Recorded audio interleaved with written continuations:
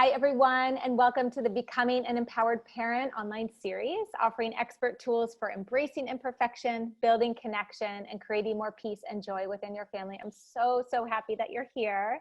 I'm your host, Debbie Zeichner. I'm a licensed clinical social worker, parent coach, and mindfulness facilitator. And today I am so excited and thrilled and honored to be joined by the wonderful Dr. Laura Markham. Welcome, Laura. Thank you. Yeah. So today, Dr. Laura is going to be talking to us all about sibling rivalry, sibling fighting, and really how to help our siblings learn to get along. So I know it's such an important topic for many parents, something that many of us struggle with. And I couldn't think of a better person to have on the series to talk about it than Dr. Laura.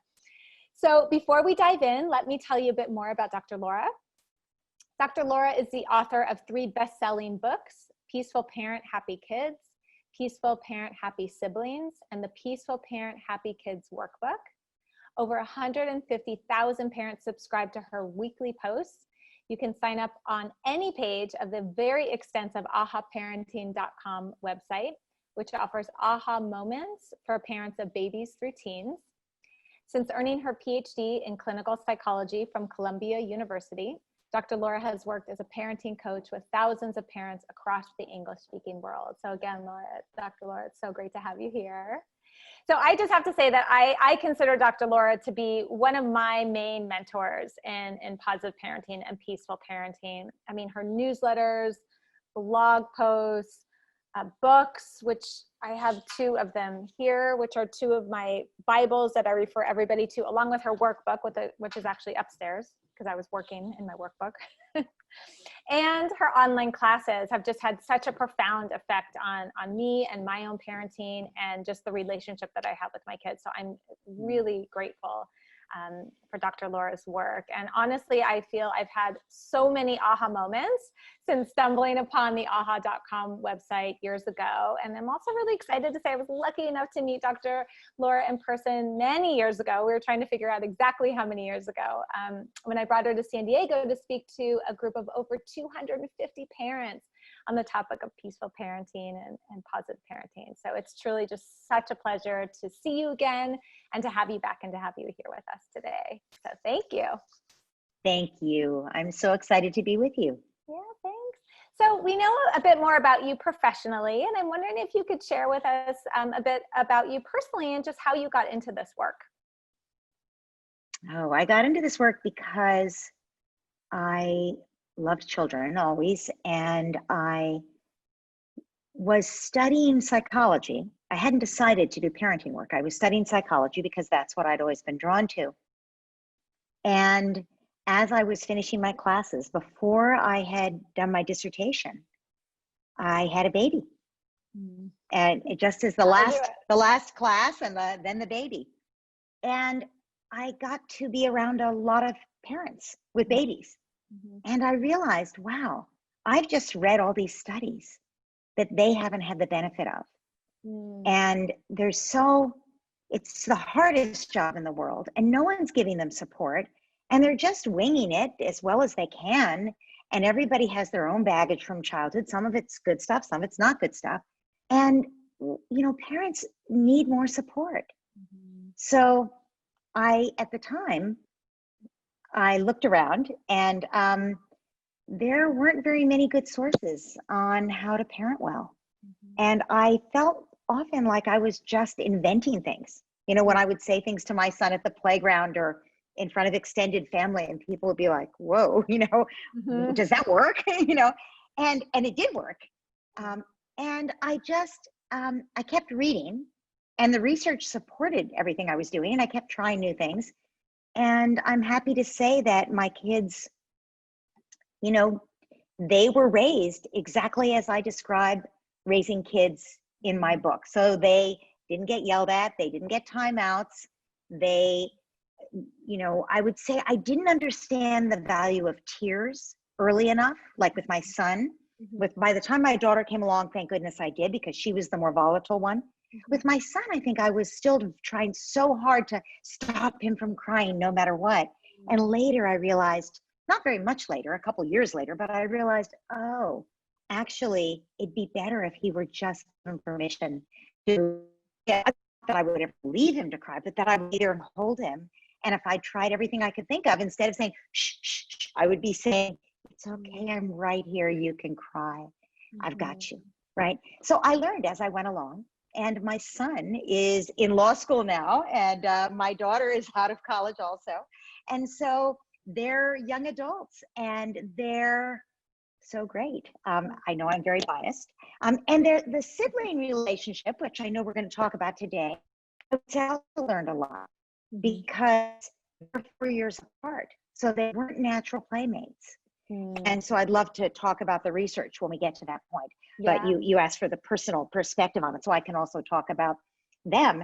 But I want to stress, if you're listening to this and you're thinking, yeah, well, of course, she's got a PhD. No, anyone can do what I'm doing. Anyone can do what I did with my kids.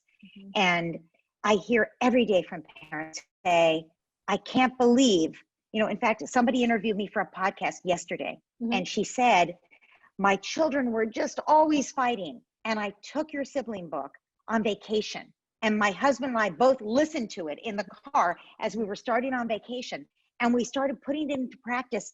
And that week of vacation was so great. Within a week, things had completely turned around with our kids. I couldn't believe it, she told me. This was someone doing her podcast. And I bring that up only to say, you don't have to be a psychologist to do this. You can do this, and it's hard work. It takes a lot of practice, but every step in the right direction gives you practice and makes it easier. So I would just encourage anybody who's saying, well, this wouldn't work with my kids, to give it a chance. Yeah, you're right. It really does. And it's so beautiful that you're just such a testament to what positive, peaceful parenting is all about, because you've lived it and your kids have lived through it and you see the value of it. And as you said, it works. And as you said, it does take a lot of practice, because I think for many parents, it doesn't come naturally. I know when I first started studying it was, it was just such a 360 from what I had studied, as well as from what I was raised with. So it really takes a lot to have to shift that narrative and shift that perspective and thinking. And yet, as we in the field always talk about, such a beautiful opportunity that we have just for our own personal growth and development, and that of our kids, and how we're able to do that side by side simultaneously. I think is really cool. Yeah. So let's start from the beginning. So when we talk about sibling rivalry, what would you say causes sibling rivalry? What are some of the causes of it? And are there things that parents might be doing without realizing it that could be contributing to the disagreements that they're seeing? Yes. I think you've seen this movie before. I think you know the punchline. Yes, is the answer. Yes. So what causes sibling rivalry? There are a number of factors, but the most important basic factor is that we're hardwired for survival. And when we're children, we depend on our parents to keep us safe and fed and the apple of their eye so that we're protected. And then somebody else comes along and all of a sudden we're shoved out of the lap, right? And the older kid, from their perspective, is the baby's always on the lap and the baby always gets their way because they howl and they have to get the toy. But from the baby's perspective, when they're a little older, 2, 3, 4, 10, they think, wow, my big brother or sister, they know everything. They're so capable. They can do all these things I can't do. They know all these things I don't. They're the ones who mom and dad are always so impressed with what the big kid does, because the big kid is the first one to do these things. And so that both kids have a reason to feel like they're not getting some goodie from the parent that the other kid is getting. That's the basic reason for sibling rivalry. But we can compound that by thinking of how siblings actually are in real life. They're not necessarily made to get along with each other. There are different kinds of temperaments. You've got introverts and extroverts, loud and quiet. You've got some kids are just more challenging. You're a parent listening to this, some kids are more challenging than other kids. And so if you have a challenging kid, when a second child is born, they're going to be more challenging because they're more high needs. And if they're more high needs, they're more in competition to get their needs met, right? So all of this does cause sibling rivalry. And when we say rivalry, what we really mean is it causes the child to feel in competition with the other child. And that can be manifested by teasing. It can be manifested by aggression. It can be manifested by a lot of competition, elbowing the other kid out of the way, right? And then we get to the empowering thing. It turns out, even though you can't affect what we've just said, you can't affect your child's temperament. If you choose to have a second, third, fourth kid, great. Eventually your children will get along and they'll love each other. And you've given them a gift. You can't expect it to start right away, right? But it's fine to have more children. And you can't avoid the fact that there will be some rivalry from that. You actually can control a lot about the sibling rivalry. And the most important thing you can control is you. And this is the empowering part. Your whole summit is about empowering parents. And in fact, the empowering thing is that parents have so much control of, let's not say control, they have so much influence with their children. And there's a few specific examples that I'd like to share from the research. One is when parents have a great relationship with each child, where they are close and the child trusts them and comes to them with things and is willing to be more vulnerable, and instead of lashing out with anger, the child feels safe enough with the parent to cry or to say, you love him more. And then the parent can minister to that, right? When they have a close relationship, the sibling relationship is always better. And there's a pretty obvious reason. The child is not having to compete so much to get their needs met. They know they're loved. And they know if they do feel bad about it, they can go to the parent. My son said to me, he was, I think 18 by the time he said this. I was asking my kids, well, how'd you learn to behave? Like when you never had a timeout, you never got yelled at. So how'd you learn to do the right thing? And they were like, well, what do you mean? And I said, well, I don't know. How'd you learn not to hit people? And my son said, well, I remember wanting to hit people, especially her. But I could always tell you, and you would always understand, and you would always help me. So I didn't have to do it. And I think that's so eye-opening for parents, because in fact, if they feel like hitting and they can come to us and say, she's driving me crazy, she's into everything. And if you listen and acknowledge and validate and empathize, but B, you help them solve the problem. You need a place to work on your building without her getting into it. I get that. Let's figure that out, right? So you help him solve his problem. Then she'll do something else to aggravate him, of course. But instead of pulling off and socking her, he'll be yelling, Mom, she did it again, because at least he knows he has backup, right?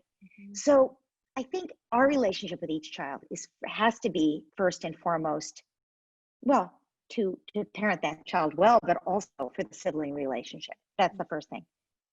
The second thing that is really substantiated by the research is when we model problem solving without blame, when we model emotional generosity, when we're able to calm ourselves before we, let loose with, how could you? I told you, right? If we're able to calm ourselves and intervene in a more kindly, patient way, the children learn that language. They use it with each other.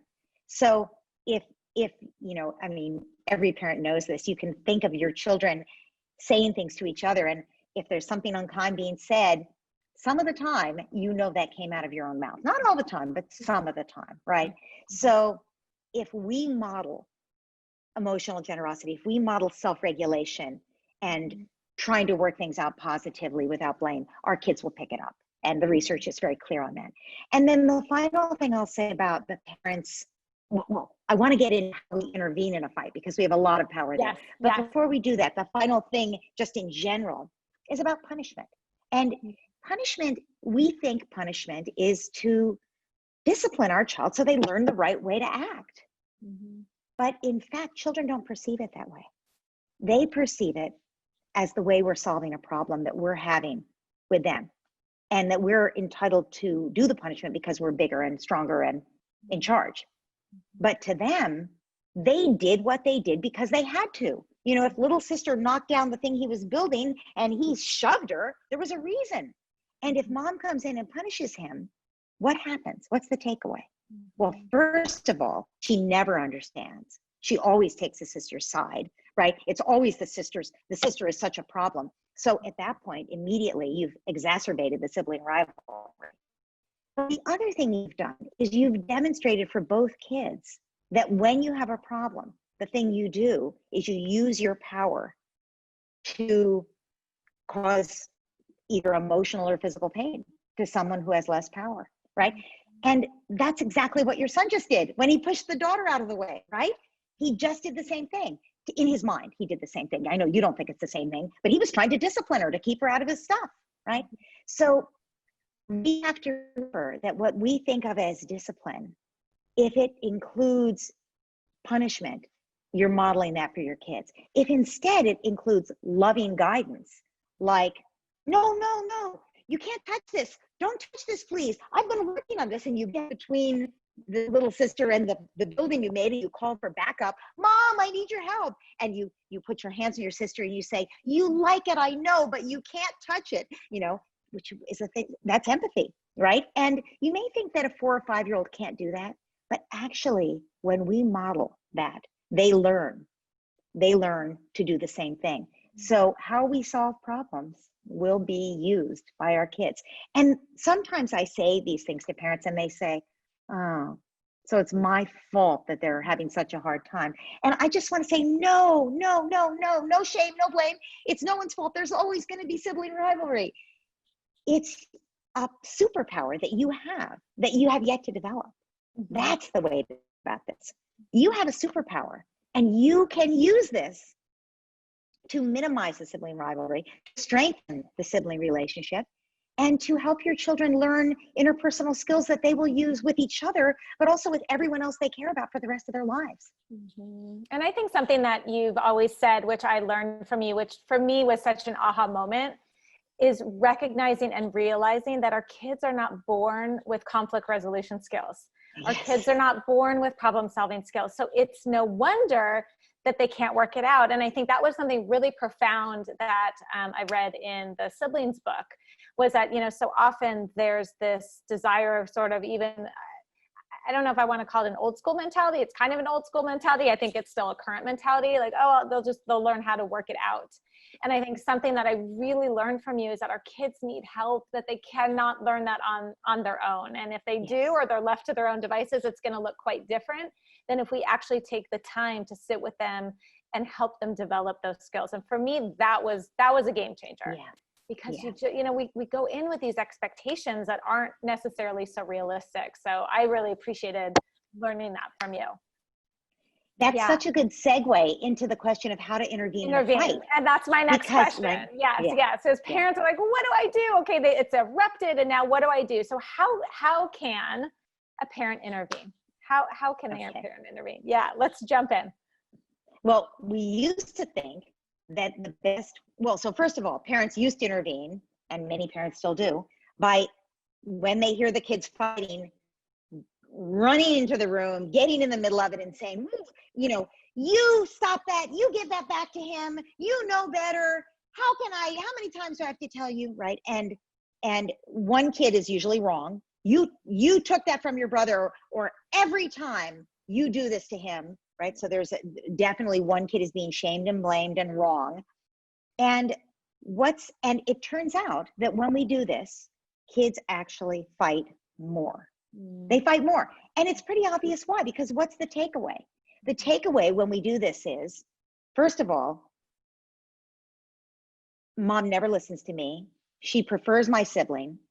And when I can get my hands on my sibling's neck, I'm going to do that. So that child starts a fight again soon, because there's a lot of resentment. Yeah. And they develop a chip on their shoulder. So there's always this low level or high level animosity and teasing and nastiness because of that resentment, right? And in fact, the parent has set up a conflict where one kid wants to be the good little angel because that's, you know, oh, mom always takes my side then because she thinks I'm the good little angel. So they want to make the other kid look bad. And so there's even more resentment and fighting given that. So we learned that's a bad way to do it. And so I know many people do it automatically because they think they're supposed to. They think they have to jump in and protect one of the children. Well, they do have to protect both children, but they have to remember that jumping in that way and making a kid wrong will never stop the fighting from happening, or the whatever the nasty behavior was that was happening. It won't stop it next time. It'll actually make it more likely next time. So parents, once they heard that, and there's another thing that happens, which is the kids are like, wow, we can get attention if we do this. If they're feeling like mom's been stretched pretty thin lately, she's been really working a lot, she's been on the phone a lot, she's been really busy, she's been short-tempered, they could do this just not consciously, but they will do this. They'd rather have negative attention than no attention, right? They'll do this just to get mom or dad to come and jump in there and give them attention, even though it's negative attention. Okay, so then parents were advised, let them work it out. Because obviously it wasn't working to jump in like this. And we don't want to give them that attention and reward this fighting behavior. So we're going to let them work it out. And besides, maybe they'll get some skills and work it out instead of me jumping in and solving the problem and telling them what to do, right? But actually, so the first thing that happened when parents stopped jumping in and let the kids work it out, there was less fighting. There was less fighting, the researchers found, if the parents let the kids work it out. So that researchers like, oh, this looks good. But then they started to record what was happening, to film it in people's houses. And it turned out it was not good at all. What was happening was the children were basically, when they would start to have an altercation, the more powerful child would win. Because it's not an equal power dynamic. Right. It's not. So in fact, the fascinating part of this is we think that when children have siblings, become more interpersonally skilled because they always get to work things out with their siblings. No, it turns out that when you have a best friend, you become more interpersonally skilled because that kid has a threat of exit. If you don't compromise, if you don't listen to their point of view, if you don't work things out, they go home or they stop being your friend. And so you learn how to do that. And siblings, it doesn't work that way. It doesn't work that way because they're stuck, they can't go home. But also it doesn't work that way because there's an unequal power dynamic. So the kid who is more powerful, usually the older kid, but not always, wins every argument because the other kid can't win. They don't have a threat of exit, right? So parents assume things are better, there's less fighting. But actually what the researchers found is that the less powerful child was always acquiescing, was always just saying, all right, you win. And they were either becoming resentful or becoming compliant, but using subterfuge, passive aggressive, right? So it wasn't a pretty picture. It wasn't good for either child. And basically it was tacit bullying. And both thought that they were endorsing it. So the researchers said, wow, this really doesn't work. Stop letting them work it out. Now, I hasten to add, you can let them work it out, but you have to first teach them the skills. That's all. So researchers started teaching parents to teach the kids the skills, and then they would film it, and it was so great. Here's what would happen. The kids would be having a fight. The parent would come in, and remember, you're trying to not make anybody wrong. You're trying to uphold your house rules, right? Be kind, no teasing, no hitting, but you're also trying to not make anybody feel like they're wrong. You don't want to exacerbate that sibling rivalry, right? You want both kids to feel heard, seen, valued, empathized with. So you come in and you try to calm the situation down. You try to create safety, emotional safety as well as physical. And you basically describe what's happening. So you come in and you say, whoa, you guys are so upset. I hear really loud voices. We can work this out. I'm right here. So you're establishing some safety. We can work this out. And then you say, you are having such a hard time. If you can see what's going on, you say, you want this. You want the XYZ and you want the XYZ. Wow, 2 kids, 1 XYZ. What are we going to do? This is a hard problem, right? And we can talk about sharing separately in a minute, but because I know we don't have all the time in the world, but there is a way to make sharing easier, which is about self-regulated turns. We can talk about that in a minute. For now, the parent has come in, they've talked to the kids about this, and maybe they're let's use something that's not sharing. Let's use an example. You know, you want the music loud so you can dance and sing, and you want the music off so you can read. This is such a hard problem. What are we going to do, right? And of course, they're yelling at each other at this moment. They're yelling at each other, and you're like, whoa, your sister, you really want to tell this to your sister. She needs to hear it, it sounds like. Take a deep breath. You're going to tell her in just a minute. And you have your hand on both kids. You can't, I don't know if you can see that. I have both my hands out. Mm-hmm. So as you're talking to him, there's a hand on her at the same time. And you're saying to her, she's yelling at him, you really want to tell your brother that. And your brother needs to hear that. We both do. Take a deep breath. And then you say, okay, this morning you went first. So this right now, you're going to go first. I mean, if you can remember who went first last time, that's always hard. Unless, you know, if you're doing this really deep in it, I advise you to put a quarter in the pocket of your jeans and just always have a quarter in your pocket for a month. And you can pull it out and flip it every time. And then you like heads or tails, and whoever gets heads goes or whatever, because otherwise you're choosing your favorite. And they can also argue with you. No, last time I went, she went first, you know. So, okay. So you flip your coin and you've got your heads, and she's going to go first. And you say, and you've got your hand on him so he can sit through this because he's too dysregulated right now, right? And you want to make sure he calms down. And you say, sounds like you have something you want to tell your brother. Can you tell your brother without attacking him? And that's the important thing, because otherwise she'll be telling him, you idiot, you're always right. And what we need her to say is, I need the music off. I need to read in as nice a way as she can say it. That's what you want. And, you know, who knows what she'll say, but if she does attack, you say, I hear how much you want the music off. And I think your brother does too. I think you need to tell him in a way he can hear you so he doesn't feel attacked. So she's like, all right, please, can we just turn the music off? Now she's even gotten a please in there, right?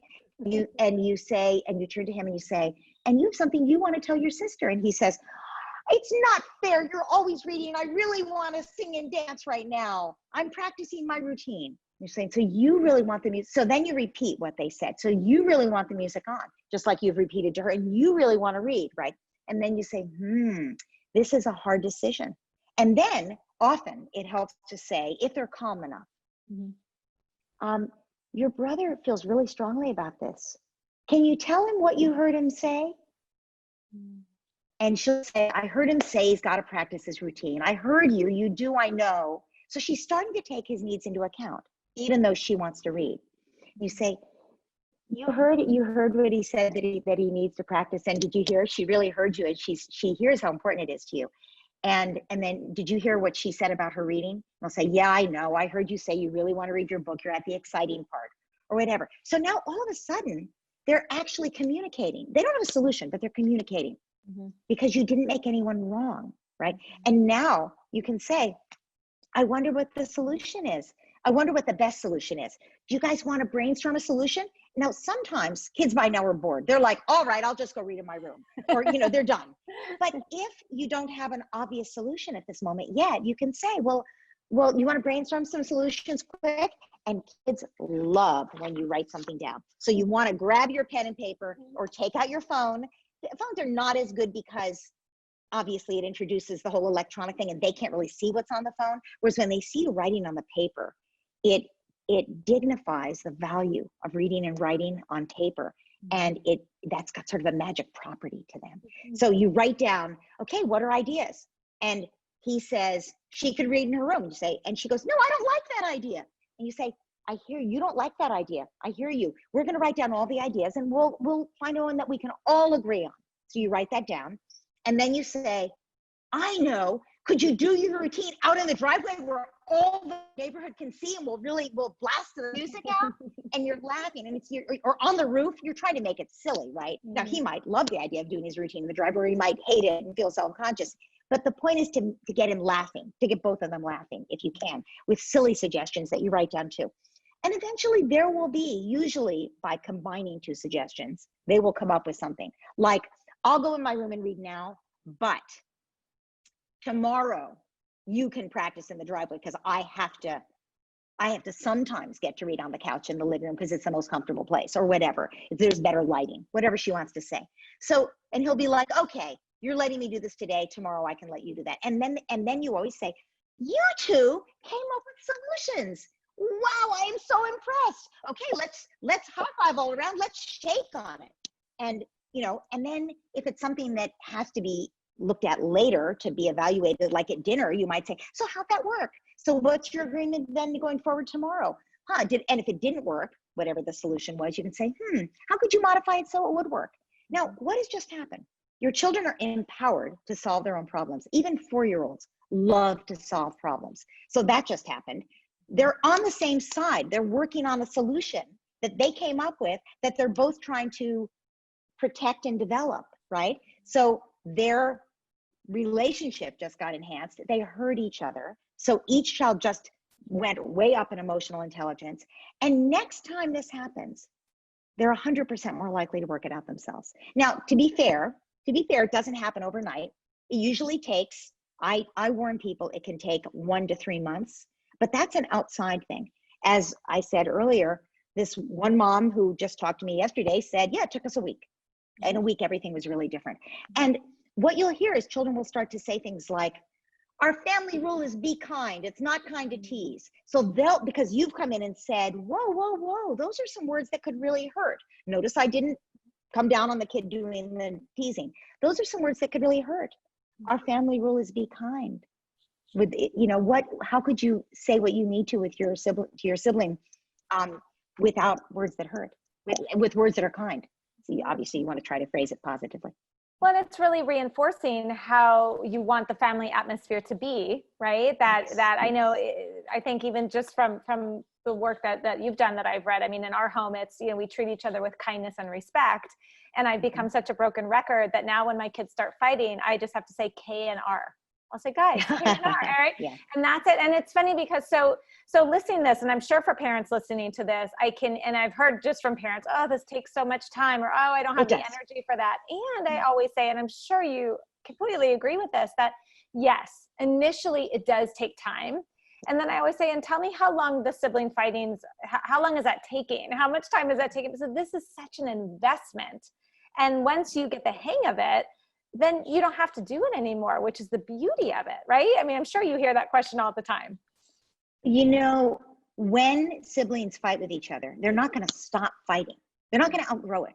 They're going to be doing this for years. Now, maybe it'll take a different tone. They'll be fighting over who gets the car on Saturday night eventually, but it's going to be a fight for a long time. You don't need that. It's not a good way for you to live.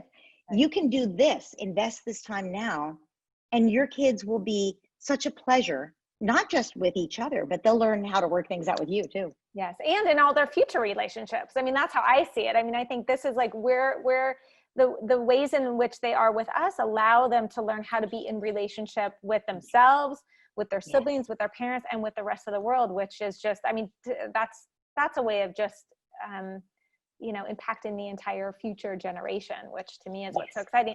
So Dr. Laura, what would you say? Because I know there's a lot of parents who will say, okay, but what happens when there's violence? What happens when there's a significant amount of aggression? Is there anything different that you do? I mean, I'm assuming you separate, but is there anything else that you can say about violence and aggression? Yes. So when you come to Paul, you're setting it very clearly. It really upsets me to see one of my children hurt. So you're being very clear. This cannot happen, right? And no hitting. You can be as mad as you want, and you can tell your sibling and we say tell them in words. Most of the time they don't even have the words, or they would have used them. And so you have to give them the words. Yes. You can tell, it looks like you're pushing your brother out of the way. You can tell your brother, move please, right? And so we give them the words. You can tell your brother, you can tell your sister. But here's the thing, aggression, unless you're talking about a toddler, toddlers don't have much prefrontal cortex. They will lash out, right? And even preschoolers. But by the time they're 4 years old, they do know better than to lash out. And it's not unusual for them to lash out at a sibling physically. It's not unusual at all. But they do know better, and they have enough prefrontal cortex to stop themselves. Mm-hmm. So there's something driving them to do it. And parents say, well, then I surely have to punish them. No, if you come in with your guns blazing, the same thing is going to happen that we talked about so far, where your child is just going to have more unhappy feelings and a chip on their shoulder and more resentment, and they're going to lash out even more aggressively. If you want to stop aggression, you cannot be punishing, but you do have to introduce the concept of repair. So, and this is true for whether aggression or not aggression. When one child has actually been hurtful to another child in any way, verbally or physically, later, not immediately, later when they've calmed down, what you say is, you know, it really hurt your sister when you did X. I think it hurt her feelings, and I think it hurt her body. Mm-hmm. And, you know, your sister really looks up to you because you're the big sister. And I wonder what you could do to make things better with her. Mm-hmm. And your child might say, if they've calmed down by now, I know I shouldn't have done it. I just got really mad. Okay. Now, and then we have the whole they say they're sorry. Sure. If she says, well, I could say I'm sorry, your answer could be, do you think that would make her feel better? Would you mean it? And if the child says, no, I don't mean it, I would say, well, then it probably wouldn't make her feel better, would it? I think you need to actually want to make things better with her, right? And if they can think of a way, and there are many things children can do for each other, and they creatively think of things. I could set the table for dinner instead of her. I could, you know, go help her repair the thing that I could spend time playing with her because she always wants me to play and I never do, whatever. There's a long list of possible things. Mm-hmm. But if the child says, no, I'm not going to apologize, I'm not going to make things better, I never want to make things better with her, I hate her, mm-hmm. then you know you've got some work to do, right? Mm-hmm. Because that's the chip on the shoulder. And the repair work that has to happen is something like this. That immediately at that moment, you say to your child who's saying this to you, wow, you are that mad at her, huh? I know sometimes it's hard to have a little sister. It sounds like it's really hard, harder than I understood. Sounds like you're really upset at her, hate her. But all you're doing is empathizing. Don't get stuck on the word hate. And hate is just a position someone takes. Mm-hmm. Anger, that's a feeling. Hate, it's not a feeling, it's a position. I'm never going to work things out with you. I hate you. So you can say, you're saying you hate her. You know, that sounds like you're so angry at her, you never even want to work things out with her. And your kid will say, that's right. That's exactly right. Because they'll feel heard. And then they'll continue to tell you all the things they hate about her, most of which are not true. They're exaggerating, whatever. And your job is to say, wow, oh my goodness, no wonder you're so upset. That sounds really hard. It sounds like you've been trying hard, or maybe you are trying hard. It sounds like it's a lot harder than I knew. It really is harder for you to be the big sister. Well, yes, it is. And you're a bad mom because you always take her side. Wow, so you think that I take her side? Tell me more about that. Well, you always take her side. And even though you know you don't, what you say is, wow, tell me more about that. Huh, so I took her side then, huh? I can see why you would think that. I am so sorry for any time that I made you feel like I didn't care about you, that I loved anyone else more. I could never love anyone more than I love you. I am so lucky to be your mom. And you just show up with complete love for this child. And what will happen? Maybe not the first conversation like this, it may take 10 of them, but at some point along the way, you're going to notice a difference in the way they are with you. They're going to start saying things like, well, I guess she's not that bad for a little sister. And then you're going to see a difference in the way they're dealing with her. Like, all right, I know I shouldn't have yelled at her. I'll do whatever to make up with her, right? And you've melted the chip on the shoulder, and now there's starting to be actual repair work. So repair work should be part of every family. We do it with our children when we mess up. We do it with our partners. We model it. If we've had a fight with our partner in front of a child, we always say, oh, we were so upset at each other, but I love you. And we always work things out because you want the child to see that. And with the children, we expect them to work things out with each other and make things better again after a rift.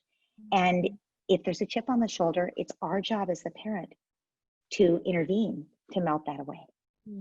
And being really mindful of how we're taking that in, because I could see where so many parents would either take that personally or want to rush in to fix it. There's kind of that natural inclination to want to fix it. And what this requires is this very conscious sense of presence and almost a restraint. Like we have to hold that part back in order to really be there and put our stuff aside to really be there for it. Because as you said, it really, and I just, parents, I almost even want to encourage you to like rewind and listen to, I really am going to encourage you to rewind this segment today and to listen to some of the examples that Dr. Laura gave earlier, where she was kind of yelling and shouting and some of the things that many parents instinctively do, and just notice what that felt like in your body.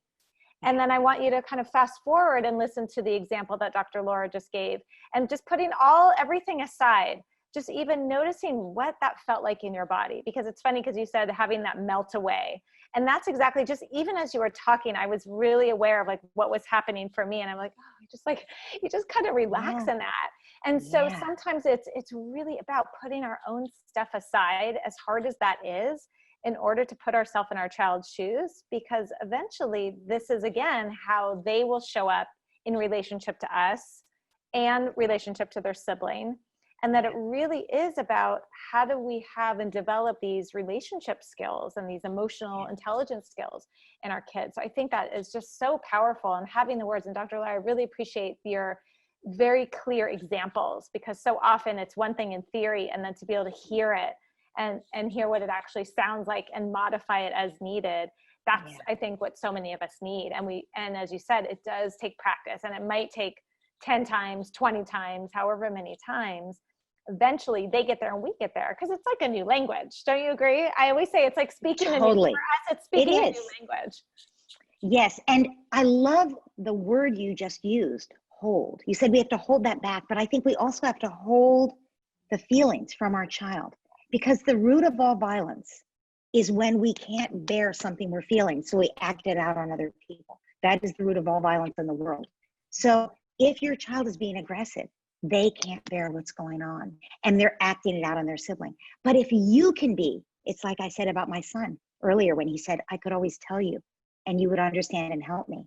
So if we can be the holding environment, the non-judgmental, loving, accepting, put our own stuff aside, as you said, just be there to hold what our child is dishing out, then they don't have to visit it on their sibling. In fact, they don't have to carry it anymore, and they can soften because we love them through it.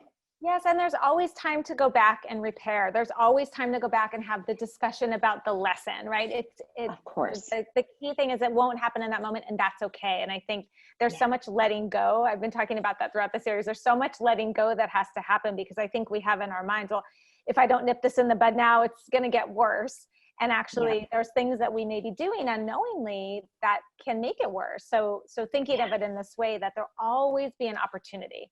There will always be an opportunity to go back and for our kids to hear the wonderful wisdom that we have to share with them. So, I'm just so grateful for this time. I know we could talk about this all day long. I could seriously have this conversation for hours, and I want to be respectful of your time and everyone's time. And so as we near the end of our time together, are there any other sort of practical tips or tools or just parting words of wisdom that you want to share with our listeners and viewers? I would just say you don't have to be perfect. It's a practice. This is not probably how you were raised. And, coming up with the words often is a challenge. You can write words down. I had one mom who printed things out from my website and stuck them, because I have a lot of scripts on it, and just stuck them up all over her house. And then she would read the language to her children. And she said within a couple of months, it was just natural to her. And she changed she changed and her kids changed. Yeah. So just keep practicing and give yourself some grace, because we're all, we all make mistakes, and you're going to blow it. Probably later today or tomorrow morning, you will blow it. That's okay. Just let that be an inspiration to you to go to think, well, what could I have done? And next time you'll have thought about that, and it'll come out of your mouth a little differently. There's so many opportunities, and I'm such a big fan of try again and do-overs. We always have that opportunity, and we want to give that opportunity to our kids. So thank you so much for this time. And I know that you have been so kind and generous in offering our viewers a free gift. Do you want to tell them what you will be offering? Yeah. This is a meditation, but it's not something that will take you a lot of time. Parents are just so busy, right? And I find that it's really helpful for moms especially to have like 5 minutes to sit down and listen to a guided meditation, because meditating can be hard if you're just learning to meditate. But if you can sit down and listen to, this is actually a 7-minute meditation, a 7-minute meditation in the morning. And this particular one is about grounding yourself. And I find that it's really helpful for beginning meditators to learn to do this, because you're like a lightning rod with your kids all day long with all these emotions. And when you're grounded, you can handle your emotions better and you can handle their emotions better. So it's just, I guess the link will be up and people can just go to it, and you can download it or stream it. Yeah, wonderful. Thank you so much. Dr. Laura, thank you again so much for your time, and you offered some incredibly valuable just insights and tips and tools that really help our kids turn their conflicts into opportunities. And I feel that you've given us all so much hope that it is possible for our kids to have a loving and respectful relationship with each other. Thank goodness it is possible. So just the hope. I'm thankful and grateful for that. So thank you again, Dr. Laura. And parents, again, I just encourage you, as I said, if you want to watch this again or watch this a few times, just to listen to the language and notice the feeling in your own body, and take some time in your journal just to reflect on today's discussion, thinking about some of your biggest takeaways, and maybe just think of one thing that you want to commit to moving forward after hearing all that we discussed today in this really, really valuable conversation. So thank you all again for being here, taking this time for yourself, taking this time out of your busy day to tune in. I'm so, so glad that you're here. And I look forward to seeing you again very soon for another day of the Becoming an Empowered Parent series. So thank you, and bye for now. Bye, Dr. Laura. Bye-bye.